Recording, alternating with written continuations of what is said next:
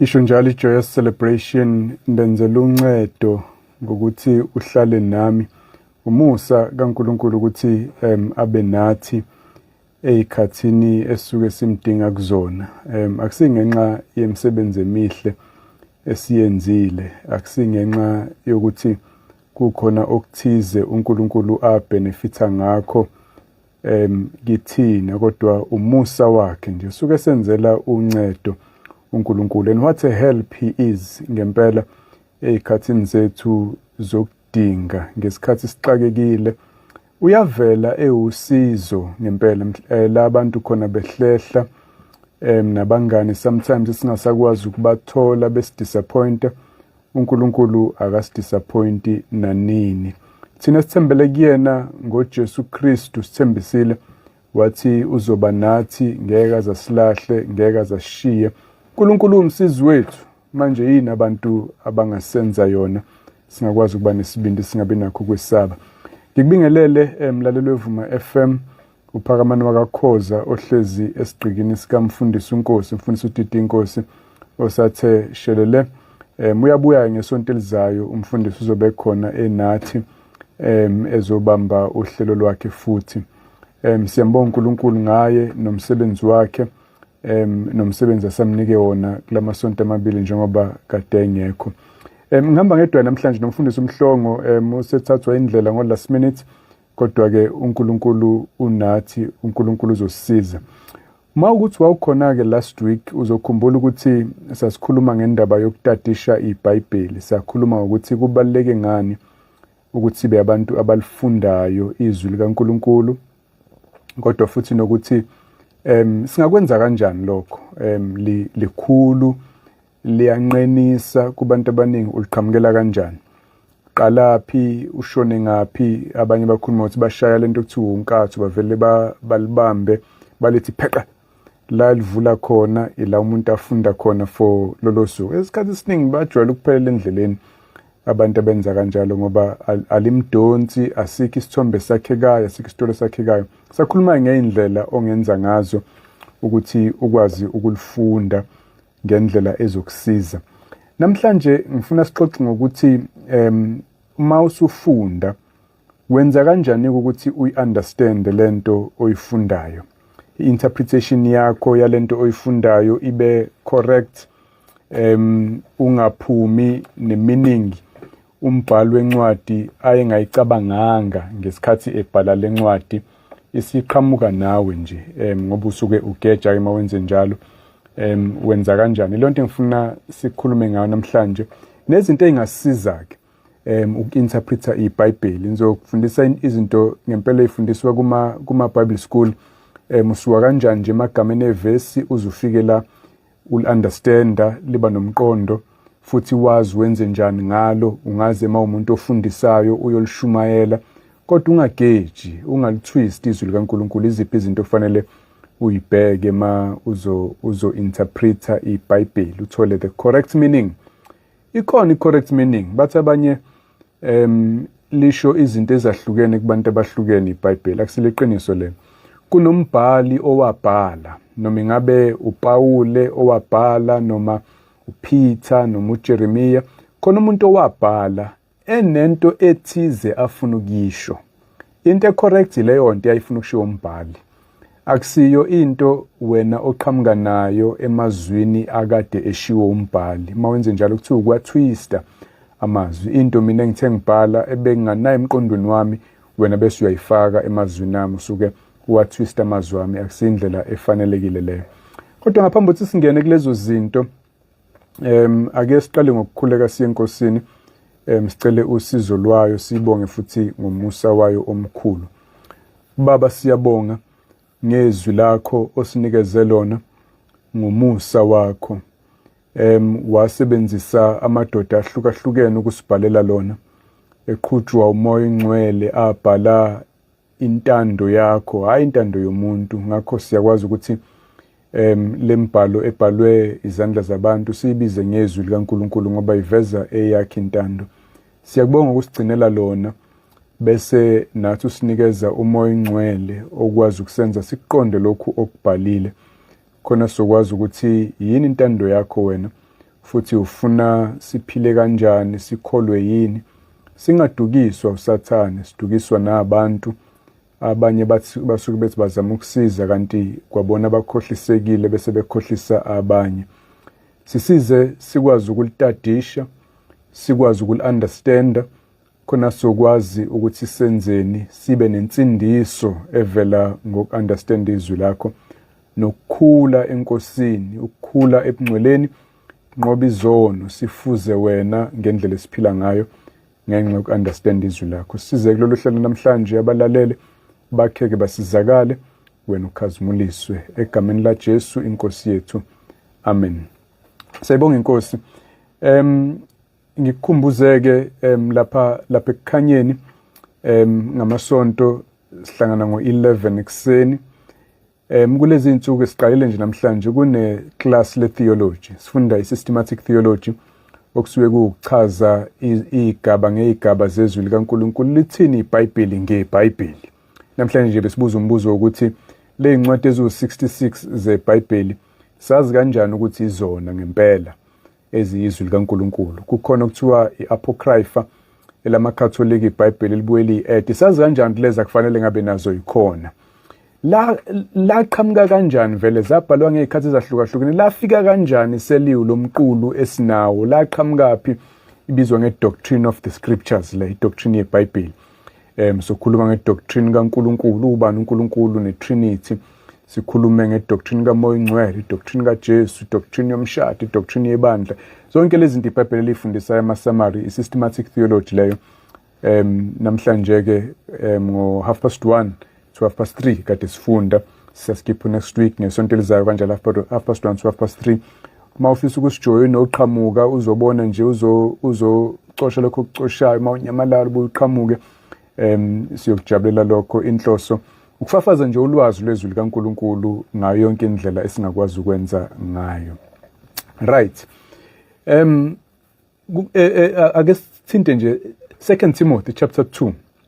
Masikhuluma ngendaba yokubaluleka koku-interpreta kahle izwi likaNkulunkulu.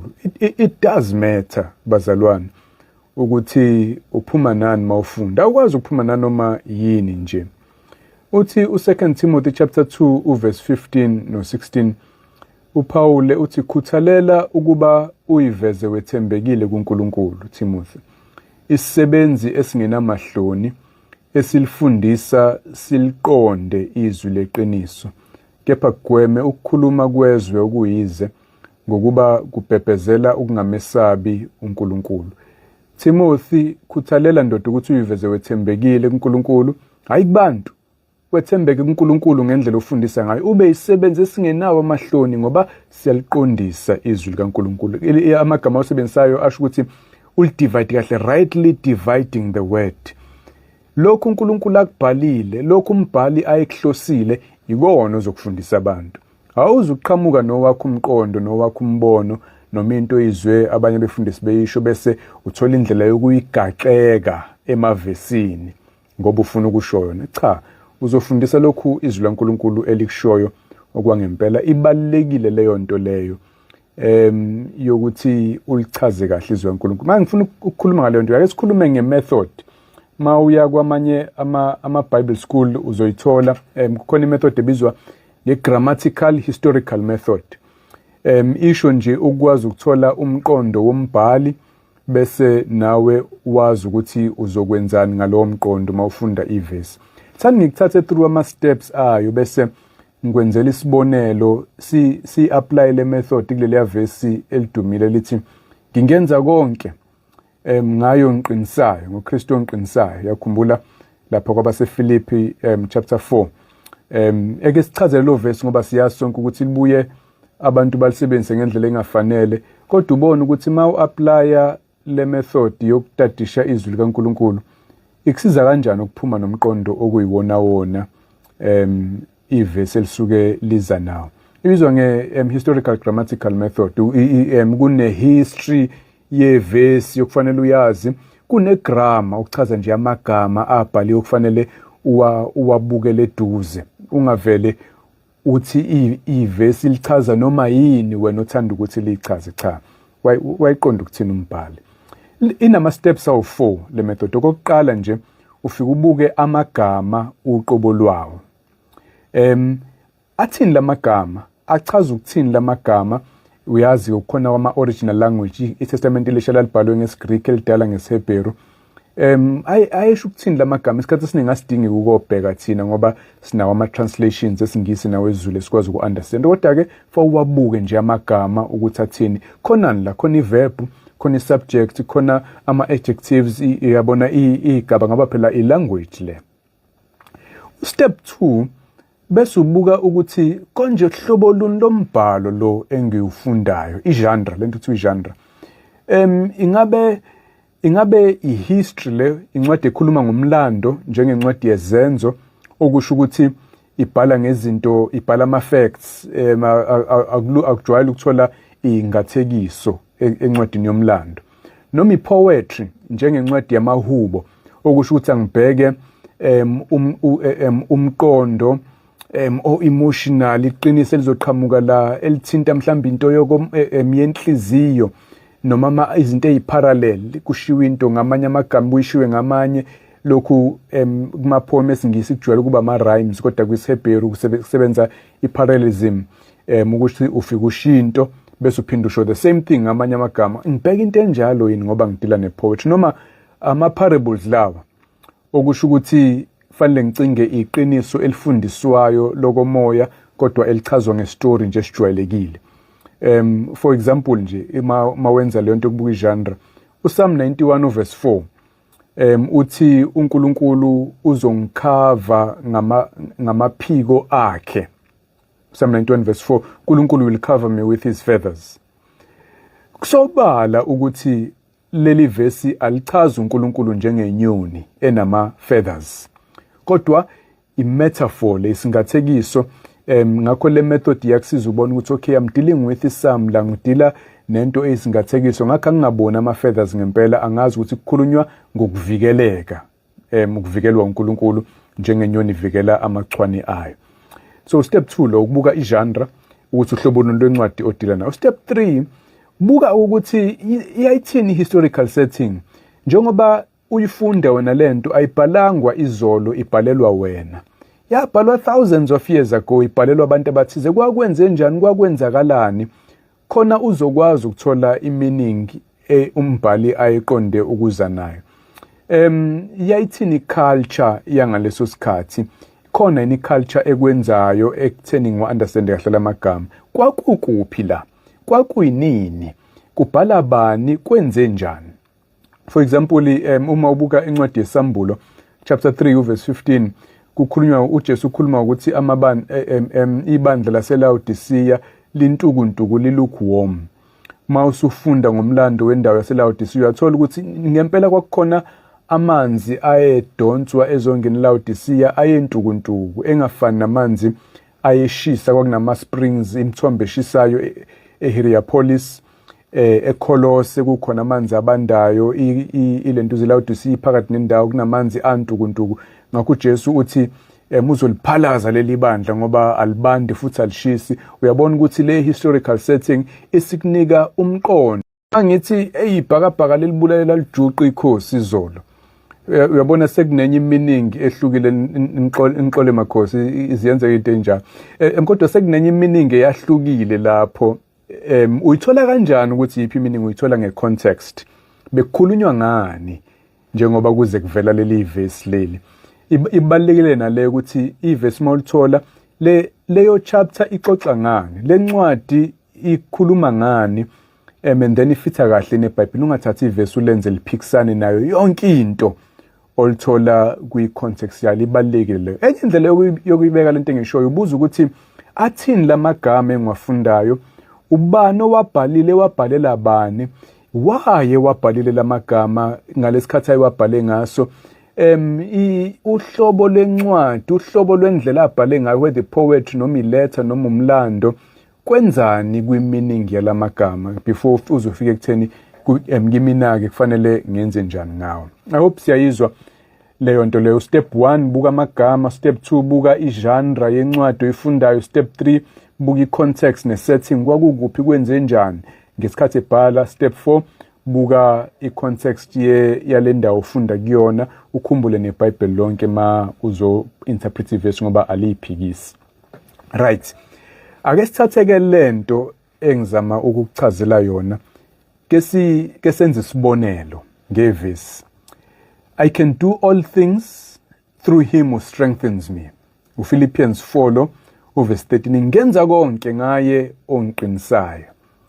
Lisho ukuthini leli vesi? Ufika kanjani ekutholeni umqondo walo oqondile ukuze wazi ukuthi ulifundisa uthini kubantu abafundisayo noma wena wenzeni ngalo? Ngingenza konke ngaye ongiqinisayo. Step 1, asibuke namagama asetshenziswayo. Ngingenza konke, I can do all things. All things uphantha kwisiGreek, igama lizwakala li universal ngathi lisho zonke izinto, kodwa uyabona ukuthi mawufunda kwi-context othinta leyo kufanele kube all things okhuluma ngo-all things uPaul kade ekhuluma ngawo, ngoba akulula ukuthi uthi I can do all things, absolutely everything emhlabeni nasemazulwini. It's unlikely ukuthi ukhuluma ngaleyo nto, i-context izosicorrecta lapho, kodwa uyawubuka nje amagama. Strengthens, okusho ukuthi unginikeza amandla ngendlela eqhubekayo, akusiyona nje i-magic moment eyodwa ukuthi zep nawo amandla then awasekho amandla, kodwa leli gama lesiGreek alisebenzisayo la u-endinamonti, endianamonti, unomqondo wokunikeza amandla ngendlela e-ongoing eqhubekayo. Awudingi-ke ukuze usazi isiGreek ngoba lama translation esinawo esingisi nawo esiZulu akahle impela faithful, kodwa mawufuna ukuyibhekela wena umqondo ukuthi kwakuthiwani ngempela, khona ama-site anjengo-biblehub.com amahala, ungafika ukutype lapha neverse olifunayo uhambe uyobona amagama ayesetshenziswe umbhali athini okwangempela, i-meaning yawo ithini. ubiblehub.com umahala uyakwazi ukwenza lokho. Step 2, yini le genre siyifundayo? Uhlobo luni lombhalo leli esithola kulona leli verse elithi ngenza konke? Siyabona ukuthi incwadi lethi, an epistle, iletter. uPaul wayibhale iletter, ebhalela ibandla laseFilipi. Kusho ukuthi ngoba iletter fanele sithathe zinjengoba zinjalo izinto esiyifundayo. La uPaul ukhuluma ngaye ngempela, uthula ubufakazi bakhe okwangempela, afuna ibandla lifunde kubona. Yabona kusiyiparable le yokuthi mhlawumbe ukhuluma ngeinto ejulile ezithize ezinye engafana lamagama. Umuntu akabhali iletter abhale ama-parables ngokujwayelekile, ngoba iletter exoxa ngesimo sikaPawule ebhalela ibandla limlekelela kwi-ministry yakhe, futhi asikuthathe njengento amazwi achaza lokhu okujwayelekile masiwafunda. Step 3, kwakwenze njani vele uPaul njengoba ebhala? Okay, sisibona ukuthi umbhalo uPaul, siyakuthola lokho masifunda incwadi iqala. Mawufunda uyathola ukuthi usejele uPaul. Incwadi yezenzo izokunika umlando ukuthi usejele eRome. uPaul uboshiwe, usejele. Uyakuthola lokho mawuzama ucabanga ukuthi kwakwenze njani mayibhala kanje. Sokuwumuntu oxakekile njengoba esejele, akakwazi ukwenza imali, uphuwa, udepende kubantu abangamsiza, akumnandi, akukho comfortable la ekhona, uxakekile isimo sinzima. Into emenza abhala abaseFilipi bekade bemthumelela isipho njengoba esejele.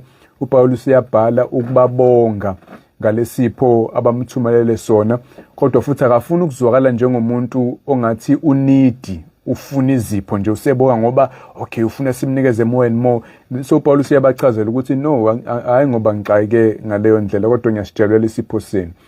So i-context leyo yomlando wawenzeka, i-historical context, kwakwenze njani. Bese ke mawubuka incwadi yona itself yabaseFilipi nala uPaul leli verse esilithola khona laphana ku chapter 4. Uma ubuka nje amavesi angaphezulu, for example verse 11 kuya ku12, uthi uPaul, not that I am speaking of being in need. Hayi ngoba ngisho kanje ngoba ngixakekile ngempela ngifuna more. Ngoba I have learned in whatever situation I am to be content. I know how to be brought low, ngiyakwazi ukwehliselwa phansi, and I know how to abound, ngiyakwazi ukuba nezinto zonke.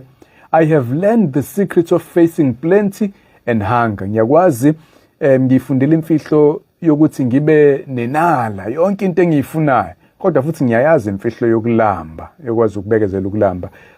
Abundance and need. Ngakho uyabona ke mase qhamuke sethi-ke I can do all things. All things awuqhamuki kwi-vacuum, ubekade ekhuluma ngokukwazi ukubekezelela indlala, ngokukwazi ukukhonza uNkulunkulu noma enezinto zonke, ngoba ezama ukutshalela ibandla ukuthi akabongi ngoba efuna abathumele emoyeni. Mo uyakwazi ukwaneliseka uPaul, uyakwazi ukudila with abundance and need, uyakwazi ukudila nokuba phezulu nokuba phansi. Ngakho all things is in relation to lezo zinto akade eyibala uPaul. Ngingakwenza konke, ngingalamba noma ngingasutha, ngingaba phansi noma ngingaba phezulu, ngiyakwazi ukubekezela, ngingakwenza konke okuqondene nokubekezelela izimo uNkulunkulu angibeka kuzona ngayo ngiqinisayo. Uyabona ukuthi ukufunda le context iyakunikeza lo mqondo, sokusheshe ubone ukuthi leli verse kahle kahle uPaul wayengakhuluma ukuthi ngingakwazi ukuyoqala ibhizinisi ngibe yimillionaire.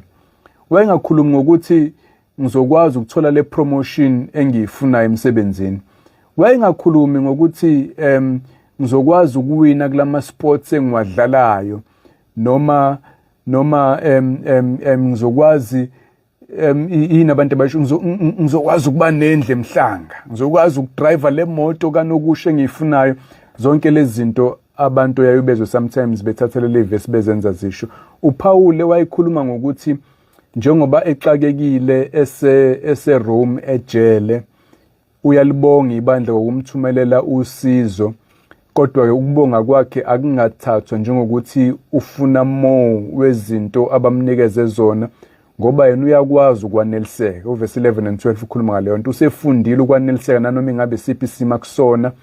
Uyakwazi ukuba phansi, uyakwazi ukuba phezulu, uyakwazi ukuba nenalo, uyakwazi ukulamba, uyakwazi ukuba nezinto zonke noma ngabe nalutho. Angakwenza konke lokho ngoKristu omqinisayo. uKristu uyamqinisa noma eswele sejele akwazi ukubekezela. Ivesi elikhuluma ngamandla okubekezela ebunzimeni, okwaneliseka lapho ungenalutho. Unamandla okwenza konke ngoJesu, ukubekezelela izimo ezinzima ngoJesu. So-ke akulunganga ukulithatha bese ugijima nalo uthi ukhulume ngamabhizinisi nezimali nani, which is the opposite of what Paul was saying. Yena wayekhuluma ngokwazi ukwaneliseka izinto zingekho. Isibonelo sale method ebengikhuluma ngayo, step 1 buka amagama, step 2 buka ukuthi uhlobo luni lwencwadi, step 3 buka ukuthi kwakwenze njani njengoba yayibhalwa, step 4 buka ukuthi i-context yencwadi kukhulunywa ngani kulento ekhulunywayo, njengoba izigcina ifike la esikhona manje kuleli verse osulibona. I hope iyezwakala, I hope iyakusiza. Kukhona nokunye engifuna ukunika khona, kodwa ke ake ngikuzwe na ukuthi uthini. Yezwakala into engichazayo, uyaye ufike kanjani wena kumqondo weverse. Kwababona abantu beyaphambanisa impela amavesi, ubone ukuthi abazange bayifunde i-context yawo amavesi. Awushayele mawushayela e-studio u-086 10 10 300 086 10 10 300, noma usithumelele i-voice note lapho ku-WhatsApp 073 709 1991 073 709 1991. Sizwe ngeyakho i-experience kulezi zinto, nokuthi nje iyezwakala. Mhlambe khona nombuzo nawo noma ukuphawula nje onakho, singajabula ukuzwa kuwena. Ngiyababona abanye abalaleli bese besithumelele ama WhatsApp messages. Nangomunye uthi sanibona befundisi, ngihleli nani njengenjwayelo, ngise PMB Esmero, umakhumalo lo siyabonga, mlaleli othembekile hleze khona njalo. Uthi omunye amen befundisi, bengikhonze SDF namhlanje ngibusekile. uPastor N Mabhida uthe unity in diversity, siyadinga sonke ukwakha umzimba kaKristu. Ntomfuthi Chiliza, siyabonga Ntomfuthi Chiliza, sibonge ngumfundisi Mabhida. Ake sithathe nangomlaleli oqala sizwe ukuthi yena uthini. Sikwamukele emoyeni, sawubona. Usebalekile lo, ayisithathe lo. Sikwamukele emoyeni, sawubona. Yabaleka nalo. Ake niphinde nizame futhi sizuthi insimbi zethu noma ikhona enye inkinga ekhona. Ungayeki ukuzama sizukuphawula kwenu. Omunye umlaleli wethu sawubona mfundisi, ngicela ukubuza ukuthi njengoba samukela uJesu Kristu uyinkosi ukuthi akumele yini sihlupheke nanokuthi akumele yini sigule njengoba sesamukela umoya ongcwele. Ngiyabonga umusa Dlomo ePMB. So uphendule lo mbuzo, ake sizame ukuthatha lo. Sikwamukele, sawubona. Baba mfundisi ukhoza uhamba wedwa namhlanje siyabingelela egameni lenkosi yethu Jesu Kristu. Amen. Baba Myeni. Amen. Ake ngishaye baba noma ngingaphilile kahle nje enyameni kodwa kahle ngoNkulunkulu umuntu uzosindwa. Ngicabanga baba ibaluleke kakhulu le okhuluma ngayo nanokuthi ivesi osuvele walikhotha lapha kwabaseFilipi chapter 4 verse 13 usukwenze kwaba nesithombe esicace ba komunye nomunye umzalwane nomuntu nje ukuthi kubalulekile ukwazi context kuqala. Ezinye zezinto uma ufunda iBhayibheli kumele uyilandele lezo ngoba kaningi uze umuntu ethi nginamandla okwenza konke ngayo ngiqinisayo ngoba engalisho from context elisho nje ezikho uzovuka kusasa ayi noma inkampani afika afaka iCV athi vele kusasa ngoba nginamandla okwenza konke, hayi definitely ngizobe sengiqasha kusasa. Uma engasaqashwa kusasa bese bona ngathi leli ivesi likaNkulunkulu ali-apply empilweni yakhe. Ugeje lapha na kwi-context ubalile baba uthi umpostoli uPawulu ukusutha uyakwazi ukusutha ngamazwi uyaba namandla kumnandi ehlele nandosi ehlele Spare noma engasahlele Spare nasenandosi futhi eselambile mayethi uvula ifridge yakho lutho mhlawumbe kukhona amanzi anyanyiswa wodwa kodwa ngiyakwazi ukuma ngoba ukhona ongiqinisayo onginikeza ithemba noma kunjalo noma kodwa ukhona uJesu ongiqinisayo onginikeza amandla nethemba ukuthi hayi mfana kithi kusasa izinto ezolunga noma kunje ukuze impilo ikwazi ukuqhubeka. Angivale kanjena ke baba ngoba uke wachaza indaba yokuthi kwesinye isikhathi mawufundiswe kuba naney'ngathekisa ama-metaphor. Uyabona uma ufunda incwadi kaDaniel kunala ekuvela khona ku-chapter 3 ukuthi babe semphandweni wey'ngonyama. Omunye wakwangibuza-ke ngahleka-ke baba umfundisi ukhoza wathi iBhayibheli ave linamanga iBhayibheli leni baba umyeni akekho umuntu ongaphoswa emabhubesini ajika amenzi ukuthi amabhubesi. Ngithi mina no, awubuka impilo yakho wena, impilo yakho nje ukuphila nje kulesi sikhathi ososiphilile emhlabeni uNkulunkulu akunikeza sona ukuthi zingaki izimo sokwadlula kuzona enzima ngale ndlela exakekile kodwa nakho namhlanje uyasurvive uyaphila. Okusho ukuthi makuthiwa uphonse emphondweni wey'ngonyama kuyenzeka ube sesimeni kodwa ukwazi ukuphuma. uNkulunkulu lithi ungena nathi emlilweni aphinde futhi aphume nathi. Kwabanjalo-ke nakulabafana abathathu uShadrach, uMeshach no-Abednego. Manje omunye umuntu uvele acabanga ukuthi iBhayibheli njengoba lithi waphoswa emphandweni wey'ngonyama bese hayi ayikho into enjalo, ayikho umuntu ongafakwa ngomabhubesi bese yaphuma nje kanjalo. Baba siyabonga kakhulu kodwa. Sibonge baba Myeni. Uqinisile baba Myeni ikhona ingathekiso ezwini kaNkulunkulu. Noma-ke le oyisebenzisa njenge-example baba Myeni kungasese singathekiso lese la sekubaleke khona ukubuka ukuthi ufunda hlobo luni lwencwadi. Incwadi kaDaniel noma iyincwadi yeprofesi, khona iprofesi kodwa futhi iyincwadi yomlando. Ngakho uDaniel mayesexoxa echaza nje ukuthi kwakunamabhubesi, ayikhona amabhubesi ngempela laphana eBabylon la uDaniel ayekhona. Ayevalelwa naseRome siyazi ukuthi ayikhona abazwana bake baphonswe kuyona eRome years later kodwa babe bafaka ngempela abantu la kuhlala khona amabhubesi ngenhloso yokubaphanisha kwakuyi-death sentence ebuhlungu. uDaniel wafakwa ngempela emabhubesini physically. uNkulunkulu wavala emlomo emabhubesi, uDaniel usho njalo ukuze angamudli. So yebo ikhona ingathekiso kodwa leyo yayi umlando sekufanele ugadeke ukuthi uhlobo lwencwadi oyifundayo ukuze udecide ukuthi singathekiso lesi noma akusisona yini. eyaDaniel yebo usungayi-applya ngokuthi uNkulunkulu unamandla okukusindisa nanoma ekuziphi izimo afuna ukusindisa kuzona kodwa istory umlando ngempela. Ake siphendule nangu uDinangwe. uDinangwe akusiyo uDinangwe uthe umusa Dlomo ePMB. Obethi ngiyacabanga ukuthi uDinangwe mhlawumbe isithakazelo sakwaDlomo msiyongifundisa lapho bakuDlomo. Uthi njengoba samukela uJesu akumele yini sihlupheke nanokuthi akumele yini sigule njengoba sesamukela umoya ongcwele. Simele ungena embusweni kaNkulunkulu after inhlupheko eziningi, usho njalo uPawule. Jesu uthi kulomhlaba niyakuba lisizi kodwa imani isibindi ngoba mina ngiyunqobile umhlaba. Siyabona isibonelo seyinhlupheko kubapostoli. Umpostoli wokuqala uJames wanqunywa ikhanda uHerode.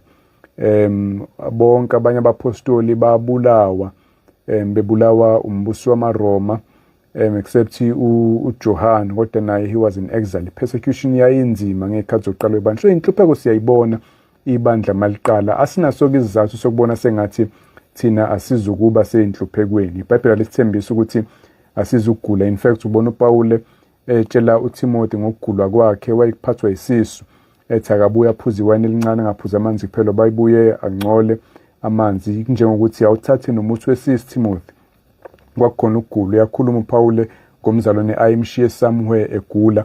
Abazalwane bayagula. uNkulunkulu ngezinye ikhathi abaphilise, ngezinye ikhathi baze bashone from ukugula kwabo. Kuyenzeka nalokho babudlomo lapho ePMB. So yebo nomoya ongcwele khona, uNkulunkulu buyavuma ezidlweni enhluphekweni. Ake sithathe nangomunye umzalwane. Sikwamukele sawubona. Usebalekile lo. Ubuye ushaye mlaleli uphinde uzame futhi sizwe ukuthi kuyaqondana yini. Nangu ake sizame nanglo. Sikwamukele moyeni sawubona. Yebo baba, sikhuluma nobani kuphi? Ukhuluma noKhoza ngoba emsebenzini eMalanga. Umlilo. Wena mpela engazi ukuthi le ndima soyihambe kakhulu. Awuke ukhushise laba. Usathane uphila nguphi umhlaba? Usathane uphila nguphi umhlaba? Yebo. Okay, ngiphendula uzolalela emsakazweni.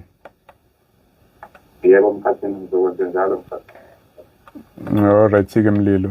Sibonge ngalowo mbuzo. Usathane lithi izwi laNkulunkulu uyinkosi ebusa emkhathini, livele ethi uNkulunkulu walomhlaba. Ambize ngamandla semkhathini. Ukhona la emhlabeni ngoba buye sengathi wawiselwa khona ngesikhathi exoshwa ezulwini emva kokurebella. Sibona kanjalo izwi laNkulunkulu. Ngakho uyahamba yakhumbula amakhulunywa ngoJobe ethi uNkulunkulu uvelaphi na? Ngoba kushuthi ngibuye ngathi ubuya vele ezulwini. Uvelaphi? Athi ngibe ngihamba emhlabeni. uJesu akhulume lapha encwadini yesambulo mayikhuluma namabandla athi ibandla elithile libekezelile langabulahla ubufakazi ngoJesu noma lisendaweni la uSathane ehleli khona. Uyabona ukuthi ubusy la emhlabeni uSathane uactive, la madimoni siyazi ukuthi akhona, abuya angene kubantu ngezinye izikhathi. Kodwa kushuthi makuthiwa emkhathini asazi noma kubuye kube nalahlangana khona yini esibhakabhakeni. Kodwa umqondo iBhayibheli esinika wona uactive uSathane la emhlabeni ukuthi wayingilosi asikwazi ukumbona umoya. Uyasebenza kodwa ngabantu, uyakwazi ukubapossessa abantu. Mbani uneyimfundisa ayifundisayo uSathane. iBhayibheli ikhuluma ngama-doctrines amadimoni, imfundiso zamadimoni. Unamabandla waqalayo, unama-culture namasiko awakhayo ngenhloso yokudukisa nokumelana nezwi laNkulunkulu. Siyambona eza kuJesu lapha kwa-Israyeli ezomlinga lapha edesert. So-ke siyazi ukuthi ukhona la emhlabeni uSathane, ubusy, uactive njengalokhu uNkulunkulu emvumele.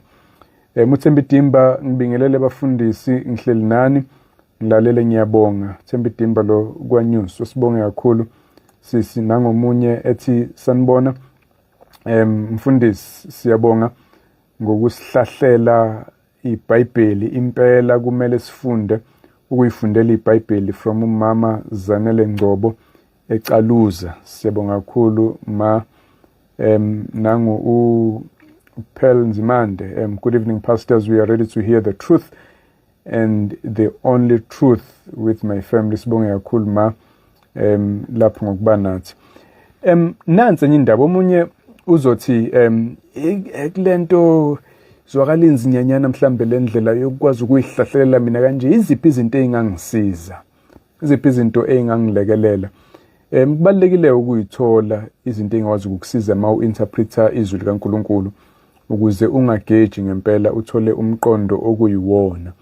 Into yokuqala nje engayibala oboyilalela intshumayelo. Khona indawo yokulalela intshumayelo umfundisi Nkosi ukukhonzile ukuthi funda ukuyifundela uze ungabi i-student somuntu uthi ube student sikaMoya Ongcwele. Usuke ezama ukugcizela indaba ukuthi wonke umuntu akabe active kuyifundeleni. Usuke engasho kodwa ukuthi asibadingi abefundisi kwayena umfundisi uNkosi. Siyabedinga abefundisi siyakubona lokho ezweni kaNkuluNkulu ngoba se-Efesu chapter 4 mawufunda nje kusola verse 11 nguyena kukhulunywa ngoJesu futhi owanika abanye ukuba babe ngabapostoli abanye abaprofeti abanye abavangeli abanye abelusi nabafundisi nawo abefundisi yabone banikeze ebandleni ukuze basucceed abapostoli nabaprofeti. Uthi verse 12 ukuze abangcwele bapheleliselwe umsebenzi wokukhonza kwakhiwe umzimba kaKristu ukuze umzimba kaKristu wakhiwe ukhule bayadingakala abafundisi. Verse 13 size sifinyelele sonke ebunyeni bokukholwa nasekwazini indodana kaNkuluNkulu ebudodeni opheleleyo esilinganisweni sobukhulu sokugcwala kaKristu. Uma sokhula simfuza uKristu sifane naye siyabadinga abantu abazosiluleka basifundise izwi likaNkuluNkulu. Athi verse 14 ukuze singabe sisaba yingane sishukunyiswa okwamanzi sipheshulwa yimoya yonke yezimfundiso ngenkohliso yabantu ngobuqili obunamacebo okudukisayo. Ukuze singadukiswa abantu singathathwa imfundiso ezidukisayo kufanele sifundiswe sidinga labefundisa uJesu asinikeza bona lapha ku verse 11 khona sokhula enkosini siliqonda izwi likaNkuluNkulu nezindlela zayo. Asive sifini kodwa sithi sikhuluma iqiniso ngothando sikhulele ngakho konke kuye oyinhloko uKristu okungayo umzimba wonke uhlanganisiwe ubambene ngokwelekelelana kwamalunga onke awo njengokusebenza okulinganiselwe nalelo lunga. Khulisa umzimba ube isakhiwo othandweni. Sinamalungu amanye aneziphiwo zokufundisa asowasebenzisa. Asimthathe nange usemoyeni sawubona. Usebalekile. Ngiqhubeke nizame nishaye kubuye ngaqondani kahle siyabona ingcingo iphayiza kodwa ulokhu uzamile sogcina sikuthathile. Ngakho what I'm saying la ukuthi siyabadinga abantu abazosifundisa. Ezinye zezinqumo ezibaleke nazo zonke mawumzalwane ukukhetha kahle ukuthi wena ufundiswa ubani. Lo muntu omaphambi kwakho akuchazele izwi wethembekile njengoTimothy ekulidivideni kahle izwi likaNkuluNkulu.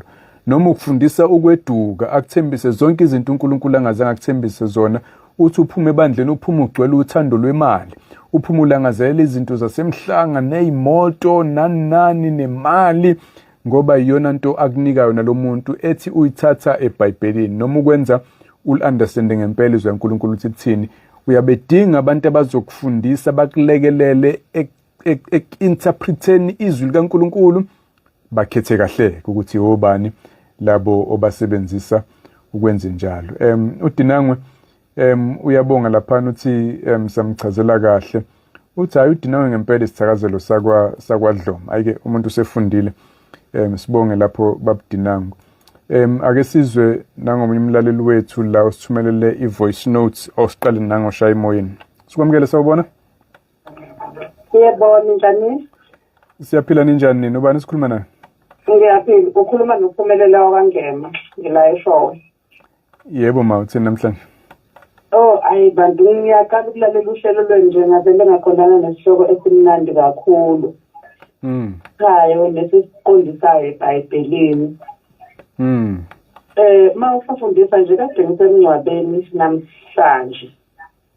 Ngilalele uyabona abantu mabekhuluma kunaleli version liku Genesis 24 I think verse 56 elithi yathi ningangibambezeli ngiyekeni ngikhathalisa lezi zinto azikade usikhuluma manje mangikhathalisa nalelo verse futhi ukuthi la into ayihamba eyoshada yebo endaweni ezomjabulisa nokuba worried ukuthi how come belihlanganise nomuntu oshonile. Nami ngiyizwe leyo nto it's a good example kakhulu leyo nto ukuthi how ende uthola umfundisi ophelele elisho ayi vele ngididele. Uqinisile ma impela ngiyengizwa njalo bona sebeli-apply ekutheni lo muntu uthi uyahamba uya njengoba eseshonile ethi akangabanjezelwa manje zifu kwabona abantu abalaba ngakwazi ukumbambezela. Yabona wanqamuka ma kodwa ke sesimzwile lapho uqinisile impela ngike ngizwe nami intshumayelo enjalo isibonelo-ke sokuphendukezela izwi likaNkulunkulu lenze lisho into umbhali ayengayicabanganga nokuyicabanga. ngoMose mayibhala uGenesis echaza ngestori sokugana kukaRebecca, wayengacabanganga ukuthi konje lento ingasetshenziswa emngcwabeni kuthiwe ikhuluma nomuntu oshonile. Sikwamukele nami sawubona. Ngibonge baba Mkhathini. Hey, waze wangiphendula kamnandi. Wangiphendula kuzwa izwe lonke. Futhi-ke manje uSathane uyakwazi ukugqoka njengekholwa, aqashe njengekholwa, kodwa kubeni inhliziyo yakhe yokhathaza. Impela kunjalo. Angcono baba ukuthi amasonto wonke akhona nje wena waba wokuqala esekuseni ukuthi usifundise ngezwi. Khona nathi esingasonti sikwazi ukuthi silandele entweni eyiqiniso. Siyabonga Mkhathini, uphile baba.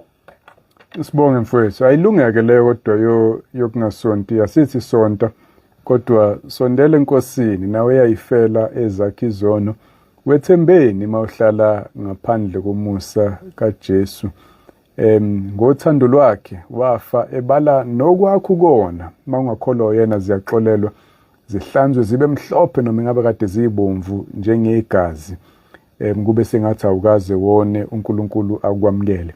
Ayilungele. Yasizwe nangumlaleli kwi-voice note uthi yena uthini. Ifundisi nabalaleli uphendula ubhuti lobuzo ukuthi uSathane uphila kuphi. uSathane uphila la emhlabeni, and uSathane uyilesi sizwe abantu abamnyama abasibona singcono kunabo la emhlabeni. Ebese-ke isigodlo sakhe sababamkhulu wabo uLucifer, it's either sise Turkey, Spain or Italy.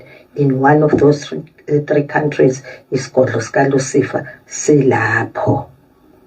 uSathane nje uphila la emhlabeni and uyabaqeda abantu bakaJehova ngenxa yokuswela ulwazi. Kusho Hosea 4 verse 6 uthi bayabhubha abantu bami ngenxa yokuswela ulwazi. Nalo ongalifuni futhi ulwazi nama nginendaba noma engabhalile kanjalo ukuthi iBhayibheli likude kodwa uyaqhubeka uNkulunkulu uthi ongazihluphi ngolwazi nama ngiyukuyihlupha ngaye.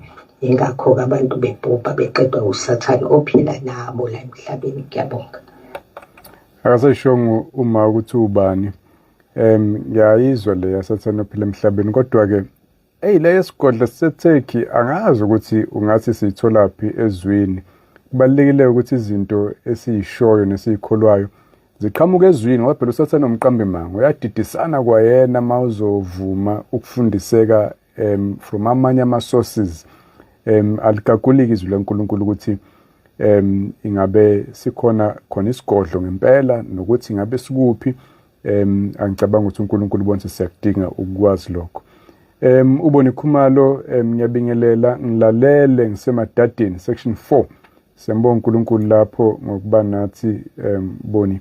Ake sizwe nansi enye voice notes. Ngiyabingelela uMamzanele eMgababa.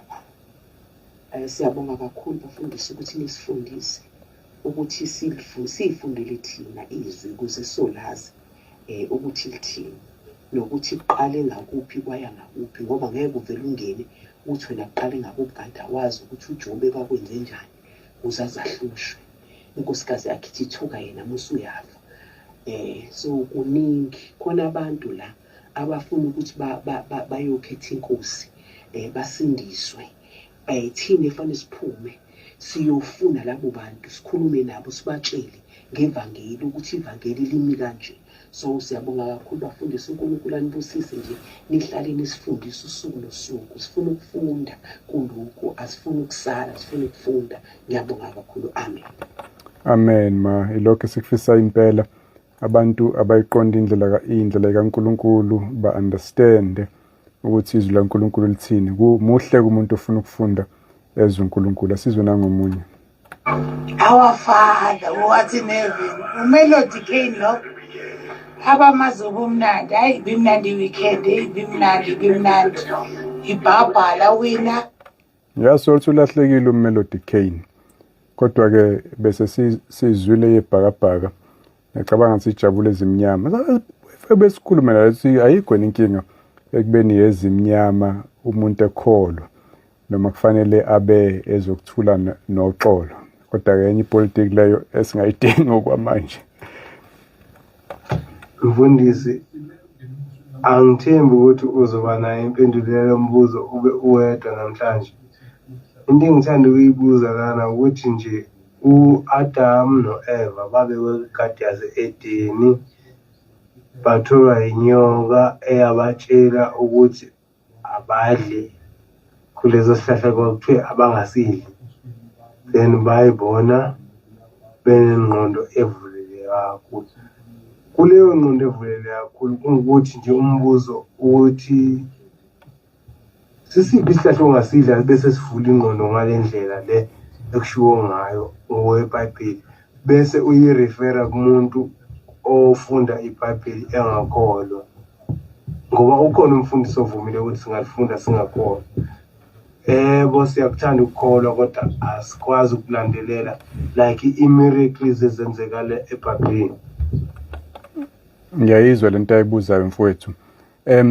Amandla okwenza ukuthi babone ukuthi banqunu kwakungasiso isihlahla. The point was kwakuthiwe abangadli, and ngesikhathi besamlalela uNkulunkulu babe innocent bemsulwa. Kodwa ngelanga abadla ngalo the fruit is irrelevant ukuthi kwakuyini. Bona kuNkulunkulu bahlubuka ekulayeni uNkulunkulu benza ngeyabo indlela. Ngalelo langa sebenze ngeyabo indlela babona ukuthi sisenkingeni manje, we are guilty. Bazizwa be vulnerable, abasazizwa bephephile njengomuntu mayisenze ubugebengu uza cabanga ukuthi abantu bayangibona afisa ukucasha, nabo kwafika umuzo njalo ohambisana ke nalokubona ukuthi yazi kwalento yokubanqunu kuyingozi nje manje. Mhlambe igazi lonkosikazi kwayena ungibuka kanjani manje, le ndoda ingibuka kanjani, sekuyizoni phela manje bazizwa be vulnerable. So ke i-issue isenzo sabo sokona esibenza bashintshe nendlela abayibuka ngayo, not so much ifruit ukuthi kwakhona ifruit elenza umuntu avuleke ingqondo. Uthi omunye lapha noNtomkayise Mabanga eNewcastle osizweni, siyabonga mfundisi, namuhla ngikhula kakhulu ezweni nokuthi mele sazi ukuthi leyo chapter ixoxa ngani, siyafunda usuku nosuku. Anibusise uJehova mfundisi. Usisi Ntomkayise Mabanga eNewcastle osizweni, sibonge kakhulu sisi asiqhuquzela lawo mazwi. Nangu omunye uthi amen mfundisi, amen bafundisi bami, ngiyabingelela egameni lenkosi uJesu.